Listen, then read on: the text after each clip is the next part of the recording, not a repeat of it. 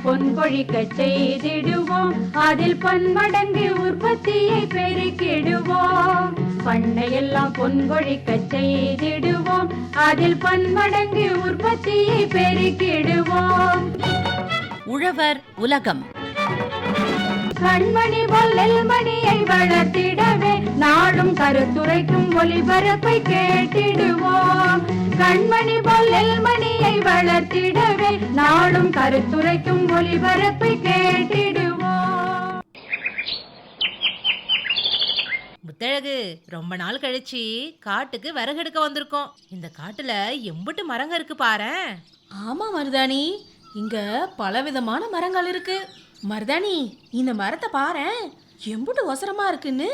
ஆமா புள்ள, நானுமே பார்த்து புட்டு ஆச்சரியம் தான் படுறேன். என்னதான் புதுசு புதுசா தொழில்நுட்பம் வந்தாலும் எங்க அப்பத்தா இப்பவும் விறகடுப்புல தான் தண்ணியை காய வச்சு குளிப்பேங்கிறாங்க. அவங்களுக்காகவே இங்க வந்து விறகெடுக்க வந்திருக்கேன். சரி விடு முத்தழகு, இந்த வயசுலயும் பாட்டி அவங்களோட வேலைகளை அவங்களே பாத்துக்கிறாங்கல்ல. ஏதோ நம்மளால முடிஞ்ச உதவியை நாம செய்யறோம். அதுவும் சரிதான் புள்ள. என் பாட்டியை பார்த்தா எனக்கே ஆச்சரியமா இருக்கும். விவசாய வேலைகளை இந்த வயசுலயும் ஆர்வமா பார்த்துக்கிட்டு வராங்க. சரி மருதாணி, என்னை விட்டா நான் இப்படியே பேசிக்கிட்டே இருப்பேன். நாம போய் வந்த வேலையை பார்ப்போம்.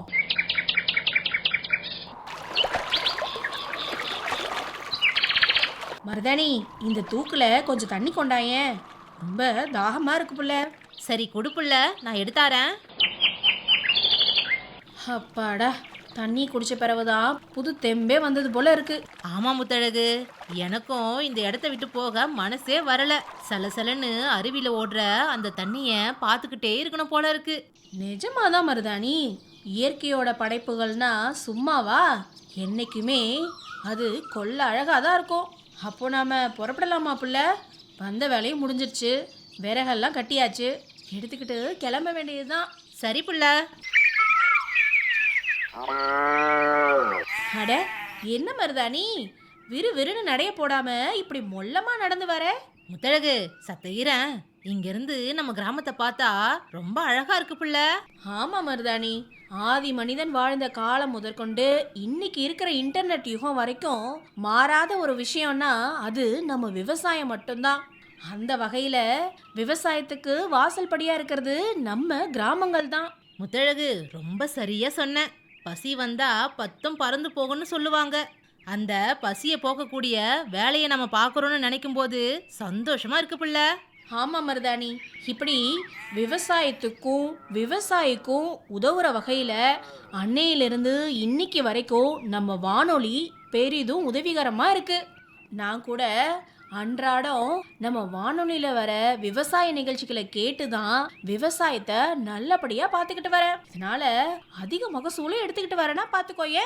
முத்தழகு, நீ பேசின பிறகுதான் தெரியுது என் அத்தை ஏன் வானொலி நிகழ்ச்சியில கேட்டுக்கிட்டு இருக்காங்கன்னு. மருதாணி, நம்ம விவசாயத்துக்கும் வானொலிக்கும் உள்ள பந்தம் என்னன்னு நான் சொல்றத காட்டிலும் இப்ப வானொலியில வரப்போற நிகழ்ச்சிய நீ கேட்டு பாரு. அப்புறம் உனக்கு எல்லாம் தன்னால புரியும். அப்படியா? நீ பேசுறத கேட்க கேட்க சுவாரஸ்யமா இருக்கு.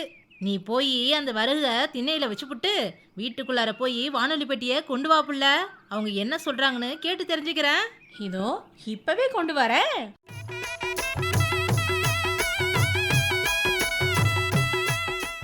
அன்பார்ந்த வேளாண் பெருமக்களே, இன்றைய நிகழ்ச்சியில் பண்ணை இல்ல ஒளிபரப்பில் பல்வேறு வடிவங்கள் குறித்து மேனாள் பண்ணை வானொலி அலுவலர் டி ஞானசூரிய பகவான் அவர்களுடன் நேர்முகம் கேட்கலாம்.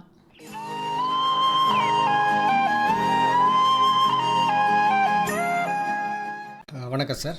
வானொலிக்கு 90 ஆண்டுகள் ஆகக்கூடிய இந்த சமயத்தில் உங்களை சந்திக்கிறதுல மிக்க மகிழ்ச்சி.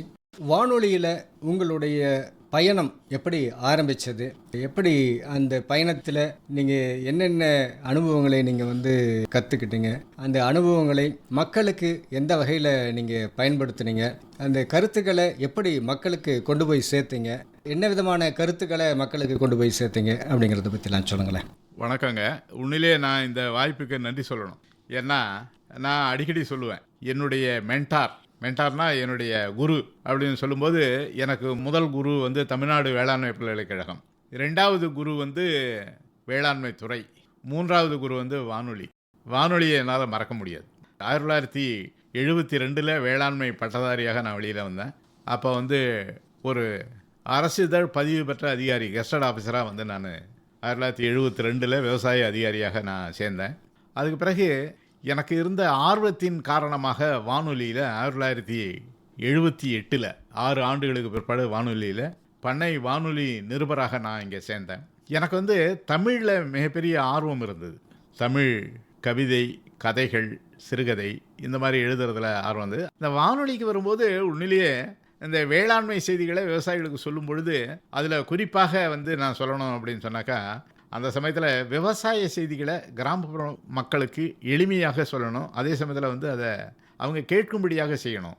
அதுக்கு வந்து ஒரு வாய்ப்பாக இதை வந்து நான் பயன்படுத்திக்கிட்டேன் அப்படின்னு சொல்லலாம். அதில் முக்கியமாக நிறைய விஷயம் பண்ணோம், ஆனால் ஒரு சில விஷயத்தை மட்டும் நான் உங்களுக்கு குறிப்பாக சொல்லலாம் அப்படின்னு நினைக்கிறேன்.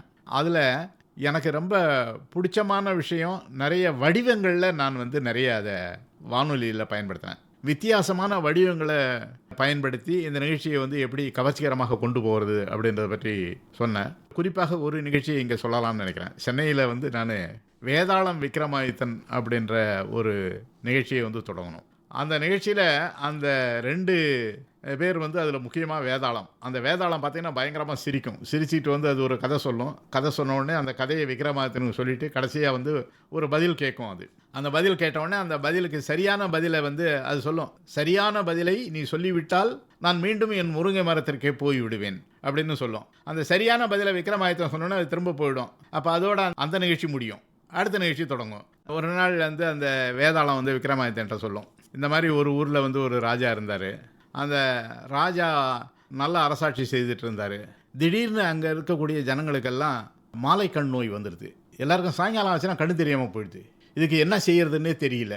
அப்போ உடனே அந்த ராஜா வந்து என்ன பண்ணார், ஒரு வைத்திய நிபுணர்கிட்ட போய் கேட்டார். உடனே அவர் ஒரு விஷயத்தை சொல்லி கொடுத்தாரு. அதை வந்து அவர் கொஞ்ச நாள் செய்த உடனே ஒரு 2 வருஷத்தில் அந்த மாலை கண் நோய் எல்லாருக்கும் மாறிடுது, எல்லாருக்கும் சரியாக போயிடுது. அவர் என்ன செஞ்சார் சொல்லுங்க அப்படின்னு சொல்லிட்டு விக்ரமாதித்தன்கிட்ட அது கேட்கும். அப்போ அது அந்த வேதாளம் சொல்லும், உனக்கு இந்த பதில் தெரிஞ்சும் சொல்லாமல் இருந்தீங்கன்னா உன்னுடைய தலை சுக்குநூறாக வெடிச்சிடும், தெரிஞ்சால் நீ கண்டிப்பாக சொல்லணும் அப்படின்னு சொன்னோன்னே உடனே விக்ரமாதித்தன் சொல்லுவார், அந்த நாட்டில் இந்த மாதிரி மாலை கண் நோய் வந்ததுனால அவங்களுக்கு வந்து வைட்டமின் ஏ குறைபாடு அதிகமாக இருந்தது அப்படின்றத தெரிஞ்சுக்கிட்டாங்க அந்த ராஜா. அதுக்கு பிறகு அவர் போய் வைத்தியரை போய் கேட்கும்போது அவர் சொன்னார், சுலபமாக அதே சமயத்தில் வந்து அதை நிவாரணம் தர்றதுக்கு சிறந்த மருந்து வந்து முருங்கை கீரை. அதனால் முருங்கை மரத்தை வந்து நாடு பூரா நட சொன்னார். முருங்கை கீரையை வந்து தினசரி உணவில் சேர்த்துக்க சொன்னார். அதனால் அதை 2 வருஷத்தில் எல்லோரும் சாப்பிட ஆரம்பித்தோன்னே அவங்களுக்கு எல்லாமே சரியாக போச்சு அப்படின்னு சொல்லி முடித்த உடனே அந்த வேதாளம் சொல்லும்,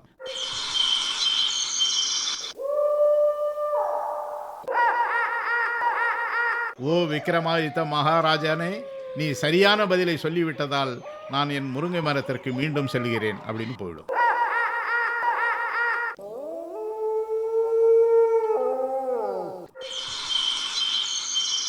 எளிமையாக நம்ம வந்து சொல்லக்கூடியது அப்படின்னா, இந்த முருங்கைக்கீரையை சாப்பிட்டா முருங்கையினுடைய தாவர பொருட்களையும் நம்ம வந்து எடுத்துக்கிட்டோம்னா நம்மளுடைய உடல் வந்து ஆரோக்கியமாக இருக்கும். அந்த மாலைக்கண் நோய் அப்படிங்கிறது முருங்கைக்கீரையை சாப்பிட்டா சரியாகும் அப்படிங்கிறது சொல்லக்கூடிய விஷயம், அதுதான் செய்தி. ஆனால் அதை சொல்கிறதுக்கு இந்த வடிவமாக நீங்கள் பயன்படுத்தினது வேதாளமும் விக்ரமாதித்தனும் அப்படின்னு. இதில் இன்னொரு செய்தி நான் உங்களுக்கு சொல்லணும். மைசூரில் ஒரு பயிற்சி கொடுத்தாங்க வானொலிக்காக. அந்த பயிற்சியில் பல்வேறு வானொலியிலேருந்து ஏகப்பட்ட பேர் வந்தாங்க. ஒரு 50-60 பேர் அந்த பயிற்சியில் கலந்துக்கிட்டாங்க. அந்த பயிற்சியில் வந்து எங்களுக்கு எல்லாரும் ஒரு போட்டி வச்சாங்க. ஒரு நிகழ்ச்சியை வந்து நீங்கள் செய்யணும், அந்த நிகழ்ச்சியை வந்து அதில் சிறந்த நிகழ்ச்சி எதுன்னு தேர்வு செய்யணும் அப்படின்னும் போது இந்த நிகழ்ச்சியை தான் நான் பண்ணேன். இந்த நிகழ்ச்சியினுடைய டூரேஷன் பார்த்திங்கன்னா 3.5 நிமிஷம். 3.5 நிமிஷத்தில் இந்த நிகழ்ச்சியை, இதே நிகழ்ச்சி தான் இப்போ நான் சொன்ன அந்த நிகழ்ச்சியை வந்து வேதாளமாகவும் விக்ரமாதித்தனும் அந்த நிகழ்ச்சியை சொன்னோடனே அந்த பயிற்சி முகாமினுடைய முதல் நிகழ்ச்சியாக இதை தேர்வு செய்தாங்க. இந்த நிகழ்ச்சி சென்னை வானொலி நிலையத்தில் ஆரம்பித்து எவ்வளவு ஆண்டுகள் நீங்கள் வந்து அது தொடர்ந்து பண்ணி? நான் வந்து ரிப்போர்ட்டராக இருந்தேன். எனக்கு ஃபார்ம் ரேடியோ ஆஃபீஸராக தாண்டவராயன் அப்படின்னு சொல்லிட்டு இருந்தாங்க. அவரிடத்துல நான் இதை சொன்ன உடனே அவர் வந்து எனக்கு ஊக்கமும் உற்சாகம் கொடுத்து நீங்கள் பண்ணுங்க அப்படின்னு சொன்னார். அப்போ உடனே அதை நான் தொடர்ச்சியாக எழுத ஆரம்பித்தேன். அப்போ வந்து கிட்டத்தட்ட நான் நினைக்கிறேன் ஒரு 1.5 வருஷத்துலேருந்து 2 வருஷம் அந்த நிகழ்ச்சி போயிருக்குன்னு நினைக்கிறேன். அப்போ நிறைய பேர் வந்து நானே கேட்டிருக்கேன். பஸ்ஸில் போகும்போது பார்த்திங்கன்னா சொல்லுவாங்க, சீக்கிரமாக போகணும்பா, 7:25க்கு இன்றைக்கி வேதாளம் விக்ரமாதித்தன் வரும், ரேடியோவில் கேட்கணும் அப்படின்னு சொல்லிட்டு நானே கேட்டிருக்கேன். அந்த அளவுக்கு அது வந்து பாப்புலராக இருந்தது இங்கே. அது ஒரு குறிப்பிட்ட நாளில் ஒளிபரப்பாகும். ஆமாம். வாரத்துக்கு ஒரு தடவை அந்த நிகழ்ச்சியை வந்து நாங்கள் ஒளிபரப்பு செய்தோம். அதனால் அந்த நிகழ்ச்சி வந்து நல்லா போச்சு. அதே மாதிரி இன்னொரு உதாரணமாக நான் சொல்லணும்னா, மதுரையில் வந்து சாமக்கோடாங்கி சங்கரலிங்கம் வந்து ஒரு நிகழ்ச்சி, நல்ல காலம் பிறக்குது அப்படின்ற தலைப்பில். உங்களுக்கு தெரியும், நல்ல காலம் பிறக்குது அப்படின்னு சொன்னால் ஒரு குடுகுடுப்புக்காரன் வந்து குடுகுடுப்பை அடிச்சுட்டு காலையில் வந்து அந்த வீட்டுக்கு எதிர்த்தாப்புல குறி சொல்கிறவர். அது எப்படி அந்த வடிவத்தை என்னால் எடுக்க முடிஞ்சது அப்படின்னு கேட்டால் அது ஒரு கதை. அது நான் வந்து என்ன பண்ணேன், அந்த குடுகுடுப்புக்காரங்க கிட்டத்தட்ட ஒரு 20-25 குடும்பங்கள் மதுரையில் ஒரு பகுதியில் வசிச்சுட்டு வந்தாங்க. அவர்களை பற்றிய ஒரு டாக்குமெண்ட்ரி ஃபீச்சர் பண்ணணுன்றதுக்காக அவங்கள போய் ரெக்கார்ட் பண்ணும்போது அந்த வடிவம் எனக்கு பிடிச்சிருந்தது. சரி, இந்த வடிவத்தை வந்து நம்ம நிகழ்ச்சிகளில் பயன்படுத்தினா என்ன அப்படின்னு தோணுச்சு. அப்போ அவங்க சொல்கிற மாதிரியான பாணியில் நம்ம சொல்லணும்னா நம்மளால் சொல்ல முடியாது. அவங்களுக்கு தான் அது வந்து எளிமையாக வரும். அதனால் நம்ம தேவையான ஸ்கிரிப்டை எழுதி கொடுத்துட்டு அவங்கள வந்து இதில் செய்ய வைக்கலாம் அப்படின்றது என்னுடைய கருத்து. அதனால் நான் அதை வந்து அப்போ திருவேங்கடம் அவர்கள் வந்து நிலைய இயக்குனராக இருந்தார். அவர்கிட்ட சொன்னோன்னே, ஆமாம் நல்ல ஐடியா இது, செய்யுங்க அப்படின்னாரு. அப்போ வந்து என்னன்னா, அந்த குடுகுடுப்புக்காரரை ஒருத்தரை கூட்டிகிட்டு வந்து நம்முடைய வானொலி நிலையத்திலேயே நான் அந்த ஸ்கிரிப்டெல்லாம் எழுதி கொடுத்து அவருக்கு பயிற்சி தந்தேன். நான் நீங்கள் இப்படி பண்ணுங்க அப்படின்னு சொல்லிட்டு 2 நாள் ஆச்சு. 3 நாள் வந்து இந்த ஸ்டுடியோவில் வச்சு ஒரு குடுகுடுப்புக்காரருக்கு நான் பயிற்சி கொடுத்துட்ருக்கேன். அப்போ வந்து என்ன ஆச்சுன்னு கேட்டிங்கன்னா, இந்த மாதிரி நான் உள்ளே பயிற்சி கொடுத்துட்ருப்பேன். வெளியில் வந்து என்னுடைய ரிப்போர்ட்டர் வந்து மிஸ்டர் மாணிக்கம்ன்ட்டு இருந்தார். அவர் வந்து அங்கே இருப்பார். நாங்கள் 3 நாள் பயிற்சி கொடுத்தும் அந்த குடுகுடுப்புக்காரர் வந்து சிறப்பாக சொல்கிறாரு. ஆனால் அவருக்கு வந்து என்னென்னா, நாங்கள் சொல்லி கொடுக்குறத சொல்லும்போது அடிக்கிறதுக்கு மறந்துடுறாரு. சரியாக அடித்தாருன்னா இதை மறந்துடுறாரு. இப்படி வந்து பிரச்சனைகள் இருந்தது. அவருக்கு வந்து வழக்கமாக அவர் சொல்லக்கூடிய அந்த குறி சொல்கிறது அந்த மாதிரியானதுன்னா எளிமையாக வரும். இந்த மாதிரி கருத்துக்களை வந்து அதில் புகுத்தி சொல்கிறதுங்கிறது அவருக்கு கொஞ்சம் சிரமமாக இருந்தது. அப்போ அதனால் வந்து அவர் மாணிக்கம் தான் எனக்கு சொன்னார், சார் அவரை மாதிரியே நீங்களும் வந்து ஏற்கனவே பேச ஆரம்பிச்சிட்டிங்க, நீங்களே இதை பண்ணலாம் சார்னு அவர் தான் எனக்கு ஐடியா சொன்னார். எனக்கு வந்து ரொம்ப ஆச்சரியமாக இருந்தது. என்னால் அடிக்க முடியாது, இந்த குடுகுடுப்பை அடிக்கிறது கரெக்டாக அடிக்க முடியாது. அப்போ என்ன பண்ணுறது அப்படின்னு சொன்னோடனே, அப்போ வந்து நம்ம குடுகுடுப்பை அடிக்கிறது மட்டும் தனியாக ரெக்கார்ட் பண்ணிட்டோம். சொல்கிறத சொல்லிவிட்டு அதை வந்து நாங்கள் அந்த குடுகுடுப்பையை சேர்த்து இதை வந்து நாங்கள் யார்கிட்டையும் சொல்லலை, நான் தான் பண்ணுறேன் அப்படின்றத சொல்லலை. என்னுடைய குரல் வந்து அதுக்கு தோதாக இருந்ததுனால அப்போ வந்து ப்ராட்காஸ்ட் பண்ண உடனே காலையில் அன்றைக்கி நிலைய இயக்குனர் திருவேங்கடம் அவர்கள் வந்து அதை கேட்டுட்டு வந்து என்னை கூப்பிட்டோன்னே, ரொம்ப பிரமாதமாக அந்த குடுகுடுப்புக்காரரை நீங்கள் பேச வச்சுருக்கிறீங்க, உங்களை நான் பாராட்டணும். உடனே அப்புறமா மாணிக்கம் சொன்னார், சார் தான் அதை பண்ணார் அப்படின்னு. அவரால் நம்பவே முடியல, நீங்களா அதை பண்ணீங்க அப்படின்னு. அந்த மாதிரி அந்த நிகழ்ச்சிக்கு வந்து மிகப்பெரிய ஒரு வரவேற்பு இருந்தது. வாரத்துக்கு ஒரு நாள் அந்த நிகழ்ச்சி அங்கே போச்சு. அங்கே கிட்டத்தட்ட வந்து ஒரு 5-6 ஆண்டுகள் போச்சுன்னு நினைக்கிறேன். அதுக்கு பிறகு அது நான் மறுபடியும் இங்கே ஃபார்ம் ரேடியோ ஆஃபீஸராக சென்னை வரும்போது மறுபடியும் அந்த நிகழ்ச்சியை இங்கேயும் நாங்கள் போட்டோம். இங்கேயும் வந்து அது சிறப்பாக இருந்தது. அந்த நிகழ்ச்சியை நிறைய பேர் வந்து பெரிய ஆட்களும் தமிழ்நாட்டினுடைய முதல்கள் அவங்களெல்லாம் கூட கேட்டிருக்காங்க. அவர் அந்த நிகழ்ச்சியை கேட்டுட்டு அவருடைய பத்திரிகைகளில் இதை பற்றி எழுதியிருக்காங்க. அதனால் அந்த அளவுக்கு வந்து அந்த வடிவங்களை மாற்றி செய்யும்போது அதற்கு வந்து மிகப்பெரிய ஒரு வரவேற்பு இருந்திருக்கு. பெருமளவில் என்ன மாதிரியான கருத்துக்களை அதில் சொன்னீங்க சார்? எந்த செய்தியை வேணாலும் சொல்லலாம். அதாவது நம்முடைய திறமை தான், எழுதுறது தான் முக்கியமானது. அதில் சிறிய நிகழ்ச்சி இல்லைங்களா, அதனால் 10 நிமிஷம் 15 நிமிஷம்லாம் கிடையாது. ஒரு அதிகபட்சமாக ஒரு 5 நிமிடங்கள் அவ்வளோதான் வரும் அது. அதனால் அந்த செய்தி சொல்லக்கூடியது வந்து அவ்வளோ இதுவாக இருந்ததுனால அதை எல்லாரும் கேட்கக்கூடிய ஒரு தன்மை இருந்தது. அதில் வந்து நான் வந்து ஒரு புனைப்பெயர் வச்சுட்டு இருந்தேன், சாமக்கோடாங்கி சங்கரலிங்கம்ன்றது. இப்போ கூட மதுரை பகுதியில் வந்து நீங்கள் போயிட்டீங்கன்னா என்ன தெரியாது, ஆனால் சாமக்கோடாங்கி சங்கரலிங்கத்தை நிறைய பேருக்கு தெரியும். அந்த அளவுக்கு வந்து இருந்தது. ஒரு விஷயம் வந்து பார்த்திங்கன்னா, ஒரு குழந்தைக்கு வந்து அவங்க என்னுடைய ஃபார்மேட்டை சாமக்கோடாங்கி ஃபார்மேட்டை சொல்லி கொடுத்து அந்த குழந்தைக்கு வந்து ஸ்கூலில் போய் அதை பெர்ஃபார்ம் பண்ணி அதுக்கு பரிசு கிடச்சிடுது. அவங்க அப்பா உடனே அந்த குழந்தைய கூட்டிகிட்டு என்கிட்ட கூப்பிட்டு வந்துட்டார், சார் உங்கள் நிகழ்ச்சியை கேட்டுட்டு தான் இது வந்து பண்ணோம் நாங்கன்ட்டு. அது ஒன்று. இன்னொன்று வந்து என்ன கேட்டால், ஒரு தடவை தேனியில் ஒரு டீ கடையில் நான் டீ குடிக்கிறதாக போயிருந்தேன். அப்போ வந்து 2-3 பேர் அங்கே டீ குடிச்சிட்டு பேசிகிட்டு இருந்தாங்க. அப்போ ஒருத்தர் சொன்னார், வானொலியை பற்றி பேச்சு வந்தது. நான் வானொலிக்காரன்றது தெரியாது அவங்களுக்கு. அவங்க 2 பேர் பேசிக்கிறாங்க. நான் அந்த மதுரை ரேடியோவை பொறுத்தவரையிலும் சனிக்கிழமை மட்டும் நான் கேட்காம இருக்க மாட்டேன். எந்த ராஜா எந்த பட்டணத்துக்கு போனாலும் அந்த சனிக்கிழமை நான் கண்டிப்பாக கேட்டுருவேன் அப்படின்னா, ஏன் அதை கேட்பேன்னு அவர் அடுத்தவர் கேட்குறாரு. சொல்கிறார், அன்னைக்கு தானே அந்த இது வருது, கோடாங்கி வருது, அந்த கோடாங்கி வந்து கேட்குறதுனால அவ்வளோ விஷயங்கள் வந்து எனக்கு கிடைக்கிது, நல்லது கிடைக்கிது, அதனால தான் நான் அதை கேட்குறேன் அப்படின்னாரு. அப்படின்னு சொல்லிட்டு அவங்க வேறு விஷயத்தை பற்றி பேசிட்டு விட்டாங்க. அது பிறகு நான் அவர்கிட்ட போய் பேச்சு கொடுத்து நான் கேட்டேன், நான் என்னங்க நீங்கள் வந்து அந்த சனிக்கிழமை கோடாங்கி நிகழ்ச்சி கேட்குறீங்களே, நீங்கள் என்ன விவசாயியான்னு கேட்டேன். நான் இல்லை சார், நான் சோப்பு வியாபாரம் பண்ணுறேன். நீங்கள் சோப்பு வியாபாரம் பண்ணிட்டு அது எது கேட்குறீங்கன்னு, சார் அதை கேட்டு போனால் எனக்கு நல்ல வியாபாரம் நடக்குது சார். எனக்கு ரொம்ப ஆச்சரியமாக இருந்தது. அந்த மாதிரி அந்த நம்பிக்கை, அந்த வடிவத்தின் பேரில் இருக்கக்கூடிய நம்பிக்கை வந்து எனக்கு ரொம்பவும், வியாபாரியாக இருந்தாலும் நல்ல காலம் பிறக்குது அப்படின்ட்டு அந்த ஒரு பாசிட்டிவாக சொல்கிறதுனால கரெக்டாக சொன்னீங்க நீங்கள். அந்த நல்ல காலம் பிறக்குதுன்னு சொல்லிட்டு காலையில் அந்த வீட்டில் வந்து அந்த ஒலிக்கிறதுக்காகவே அதை நிறைய பேர் கேட்டாங்க. அதனால் அந்த வடிவத்தை, அந்த கோடாங்கி நல்ல காலம் பிறக்குது அப்படின்ட்டு சொல்லக்கூடிய அந்த வடிவத்தை எதுக்கு வேணாலும் பயன்படுத்தலாம் அப்படிங்கிறது. நான் வேணா அதனுடைய தொடக்கத்தை வந்து உங்களுக்கு சொல்லி காமிக்கிறேன். நல்ல காலம் பிறக்குது, நல்ல காலம் பிறக்குது, நல்ல காலம் பிறக்குது, அம்மா தாயி மாரி மகமாயி மணிமந்திர சேகரிய ஆயி உமைய அகிலாண்ட ஈஸ்வரிய மக்களா கேளுங்க மகமாயி வாக்குயுது, ஜனங்களா கேளுங்க ஜக்கம்மா வாக்குயுது. இப்படி வந்து அது போயிட்டு இருக்கும். இன்னும் நிறைய செய்திகளை வந்து அந்த ஸ்கிரிப்ட் இருக்கும்போது இன்னும் சிறப்பாக இருக்கும். அதை பண்ணும்போது அது வந்து மிகவும் சிறப்பான முறையில் வந்து அதை கேட்பார்கள் அவங்க.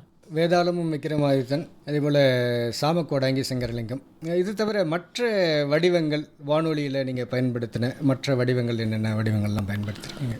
இப்போ உதாரணத்துக்கு கிராமங்களில் தாயம் விளையாடுவாங்க, தெரியுமா உங்களுக்கு? தாயக்கட்டைன்னு சொல்லுவாங்க.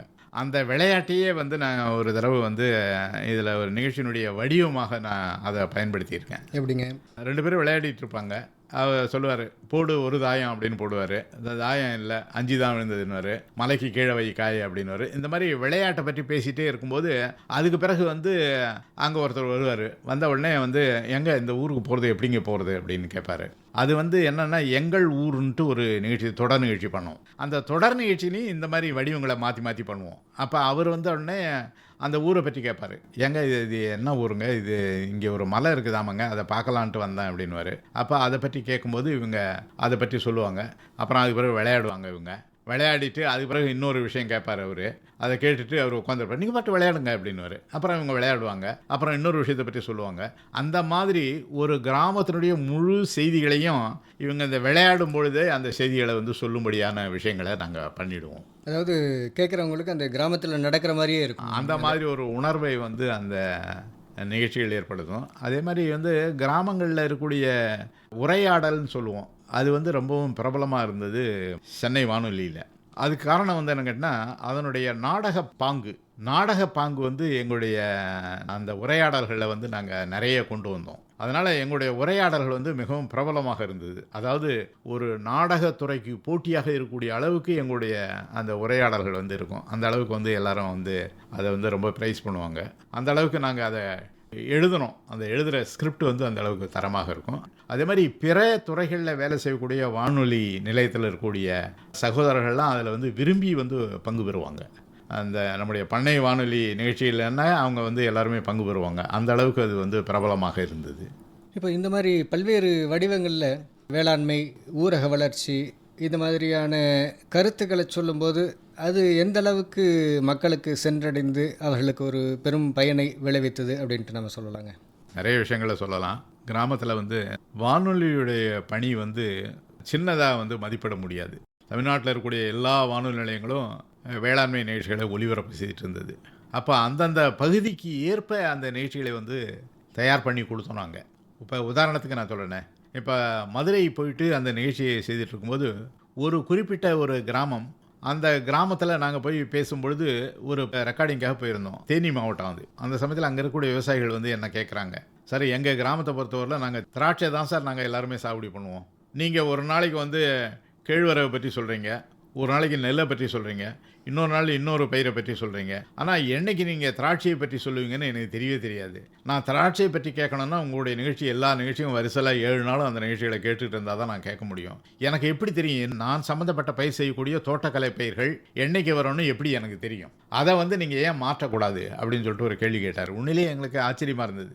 அப்போ அதுக்கு பிறகு வந்து நாங்கள் சில மாற்றங்களை அந்த வடிவத்தில் வந்து கொண்டு வந்தோம். மதுரையை பொறுத்தவரைக்கும் வடிவத்தில் கொண்டு வந்து தோட்டக்கலை பயிர்கள் அதிகமாக சாகுபடி செய்யக்கூடிய ஒரு பகுதி மதுரை மாவட்டம். அதனால் அந்த தோட்டக்கலை பயிர்களை வந்து சாகுபடி செய்யக்கூடிய அந்த ஒரு குறிப்பிட்ட நாளில் அந்த பயிரை பற்றி சொல்கிறது மாற்றணும். நாங்கள் மாற்றும் பொழுது வந்து பார்த்திங்கன்னா நிறைய பேர் வந்து அதை கேட்க ஆரம்பித்தாங்க.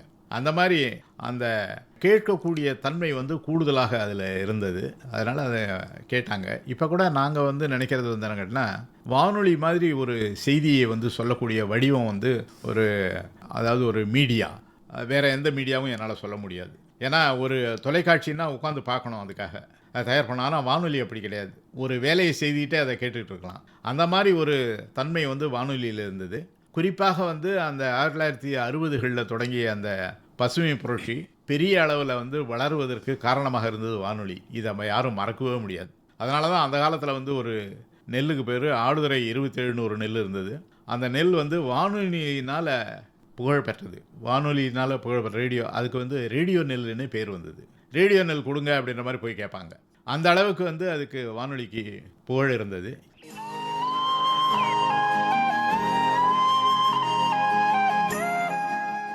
நேயர்கள் இதுவரை பண்ணை இல்ல ஒளிபரப்பில் பல்வேறு வடிவங்கள் குறித்து மேனாள் பண்ணை வானொலி அலுவலர் டி ஞானசூரிய பகவான் அவர்கள் பங்கேற்ற நேர்முகம் கேட்டீர்கள்.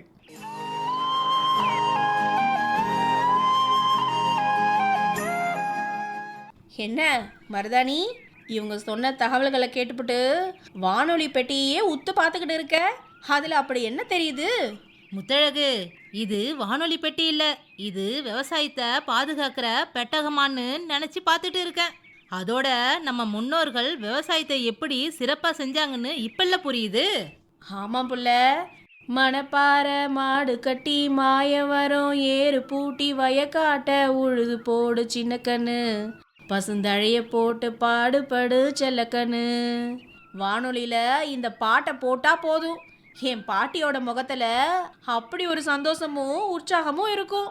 அந்த வகையில் வானொலி அன்னையிலிருந்து இன்னைய வரைக்கும் தன்னோட ஆக்கப்பூர்வமான வேலைகளை சிறப்பாக செஞ்சுக்கிட்டு வருது புள்ள. முத்தழகு, இனி நானும் வானொலி நிகழ்ச்சிகளை தவறாம கேட்டு விவசாய வேலைகளில் கூடுதல் கவனம் செலுத்த போறேன். அப்புறம் பாரு, எங்க நிலத்துலயும் எம்பிட்டு விளைச்சல் எடுக்கிறேன்னு.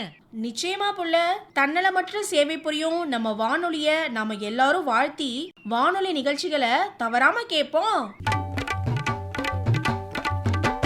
கிராமம் அழைக்கிறது வாருங்க, நம்மை கவர்ந்து இழுக்கிறது கேளுங்க. கிராமம் அழைக்கிறது வாருங்க, நம்மை கவர்ந்து இழுக்கிறது கேளுங்க.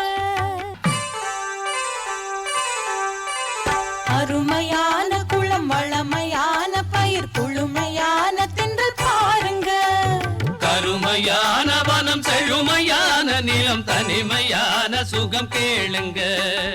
அருமையான குளம், வளமையான பயிர், குளுமையான தென்றல் பாருங்க. கருமையான வனம், செழுமையான நிலம், தனிமையான சுகம் கேளுங்க. கிராமம் அழைக்கிறது வாருங்க, நம்மை கவர்ந்து இழுக்கிறது கேளுங்க.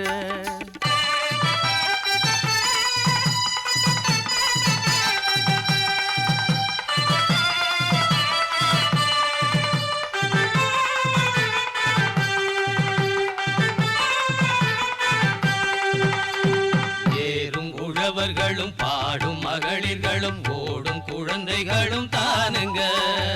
ஊரும் உயரும் நல்ல காலம் பிறக்கும் என சேரும் மனித இனம் பாருங்க. ஏறும் உழவர்களும் பாடும் மகளிர்களும் ஓடும் குழந்தைகளும் தானுங்க. ஊரும் உயரும் நல்ல காலம் பிறக்கும் என சேரும் மனித இனம் பாருங்க. கிராமம் அழைக்கிறது வாருங்க, நம்மை கவர்ந்து இழுக்கிறது கேளுங்க.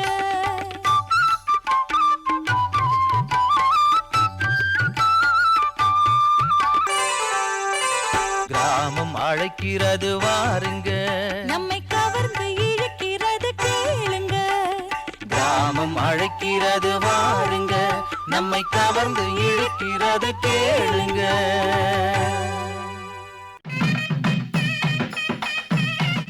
இனி தொடர்வது வேளாண் செய்திகள்.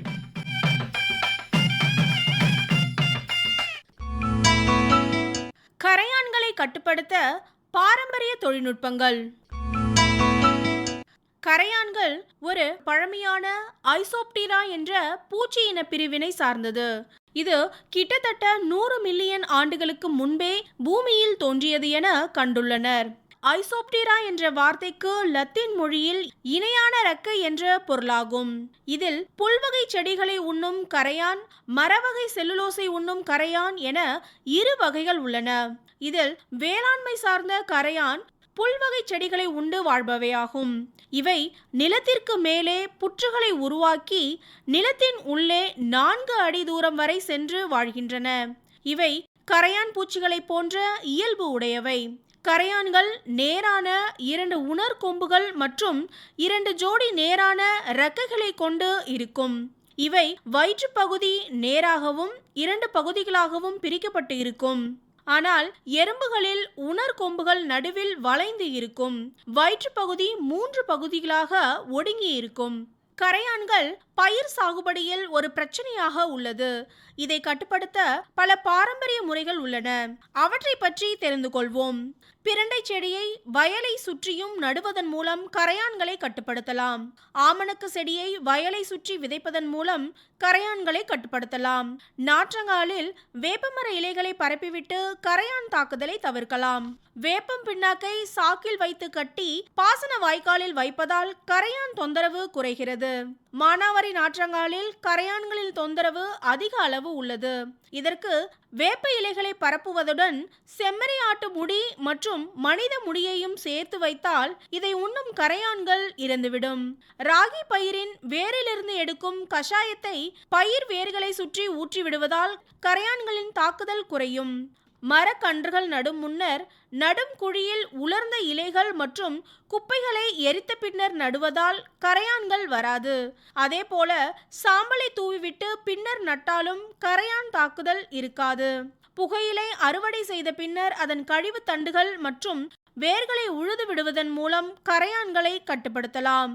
புகையிலையை ஊற வைத்து அந்த நீரை தெளித்தும் கரையான்களை கட்டுப்படுத்தலாம். எருக்கஞ்செடி இலை கரைசலை கரையான் தாக்கிய இடங்களில் ஊற்றி கட்டுப்படுத்தலாம். 5% சாதாரண உப்பு கரைசலை மரத்தண்டு பகுதியில் தெளிப்பதால் கரையான்கள் வராது. எனவே விவசாய பெருமக்கள் இந்த பாரம்பரிய வழிமுறைகளை கடைபிடித்து விவசாய நிலங்களில் உள்ள கரையான்களை கட்டுப்படுத்தி பயிர்களை காக்கலாம்.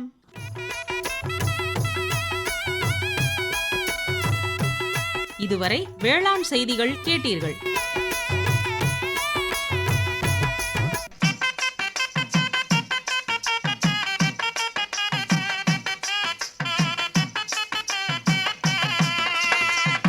புழு பூச்சிகள் நித்தமும் தொல்லை தருது உத்தமிய கண்மணியே பொன்னம்மா ஓர் உபாயம் இத்தருணம் சொல்ல வேணும் கண்ணம்மா.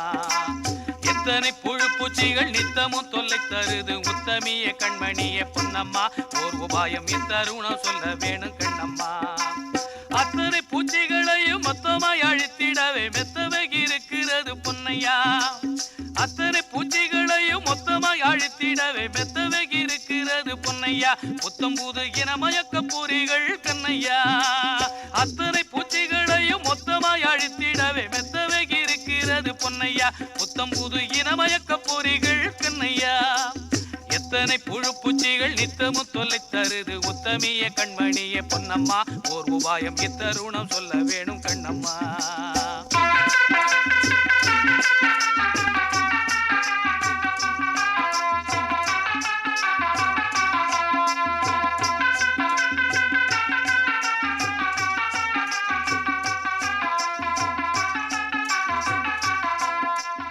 பண்டையெல்லாம் பொன் கொழிக்க செய்திடுவோம், அதில் பன்மடங்கு உற்பத்தியை பெருக்கிடுவோம். அமைப்பில் உதவி டி. துர்கா. கண்மணி பொல்லல் மணியை வளர்த்திடவே நாடும் கருத்துரைக்கும் ஒலிபரப்பை கேட்டிடுவோம். அமைப்பு எஸ். முருகேசன். உண்ணும் பொருள் அத்தனையும் விளைத்திடுவோம், நித்தம் உழைப்பால் நில மகளை வணங்கிடுவோம். இத்துடன் இன்றைய உழவர் உலகம் நிகழ்ச்சி நிறைவடைகிறது. பொட்டலையும் பூம்பொழிலாய் திருத்திடுவோம், அதற்கு புத்தம் புது முறைகளையும் புகுத்திடுவோம். பட்டி தொட்டி சொர்க்கமாக பாடுபட்டே நம் பாரத சமுதாயத்தை உயர்த்திடுவோம்.